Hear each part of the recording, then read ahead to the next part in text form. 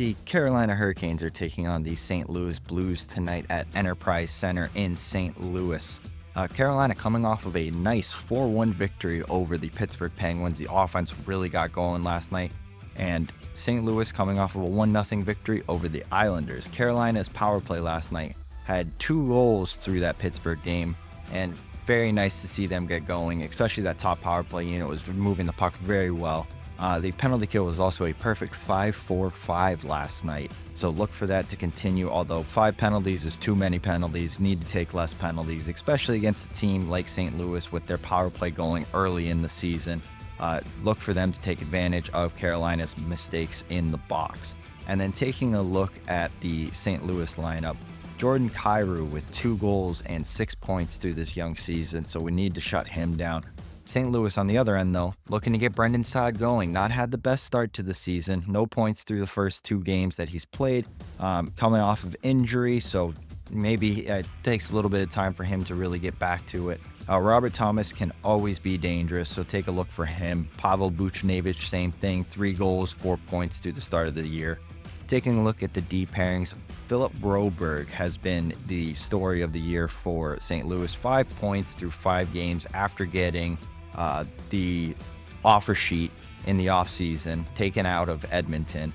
And then Justin Falk, same thing. That second pairing is really running early. Justin Falk with 4 points through the first 6 games for them. The Joseph brothers playing on the first team, they're playing together for the first time ever in their career. So that's a very cool story. And taking a look at Carolina's lineup, that Aho, Svechnikov, Jarvis line still feel like there's more that they can give, although having a very nice night last night against the Penguins. Our second line of Kokiniemi and Necas with Roslovic.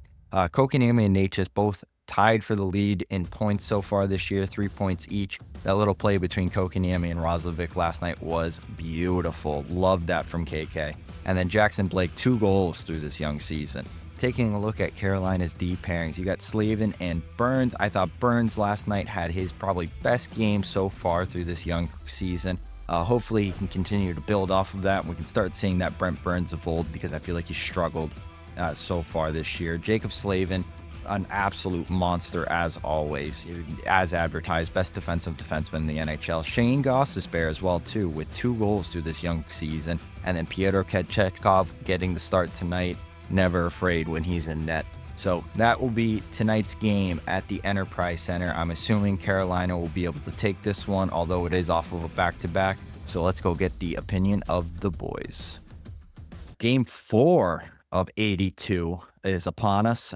We're looking at the St. Louis Blues in St. Louis at the Enterprise Center. I could be wrong on all of these names. I don't know. We're going to keep it That's with what it what used I to be remember. anyways. Yeah, that's what it was at one point. So, I mean, pretty much. So, anyways, moving on to St. Louis. I think this matchup is going to really come down to who can have the better forecheck. St. Louis's game is really built around being a big, heavier offensive crew. They can play with some speed through the middle of the ice, but they play a very similar style to Carolina, where it's a lot of dump and chase, and they're a good team at it. I mean, don't get me wrong. I don't think there's going to be a whole lot of space through the middle of the ice, so it's going to be who can generate a lot down low. And I think this is probably going to be one of the tighter affairs that we see this week as far as the scoring department. And I really think it's going to come down to who can generate the most through the neutral zone, because I think it's going to be very limited as what's going to be available through there. I'll pass it over to you, Dad. Yeah, I agree with you. I think the who can generate the most offense through the neutral zone is going to be the team that comes out on the good end of this one. Because St. Louis they're not built a lot like us, but they don't have that quote unquote superstar in their lineup. They have I a think lot I'm of Robert Thomas and Jordan. yeah, Kyrou, but they're I pretty mean, but good. he's not a superstar. I mean, he's a Well, who's really Carolina's really good superstar, player. I guess, then? So they got Buchnevich and they got a handful of guys but they all play that similar style of game. So St. Louis is going to be, I agree with you. This is going to be the toughest of the 3, especially on the road, getting last change. I think that's going to be a big factor in the game. So, I'm hopeful the Canes, come out of it on the good end. I think we're always going to predict the Canes to win, but, at the same time, this is for me, this of the 3, of upcoming games, this is the toughest one I think they're gonna face based on the way the other team plays. So I think it's who controls the neutral zone and who can create transition the best is gonna win this hockey game. Yeah, I hate to burst your bubble. I have St. Louis winning this game, just by the mere fact that they're off. They're on a 3-game homestand. They'll play the Wild, and then they play the Islanders on Thursday of that week, this upcoming week.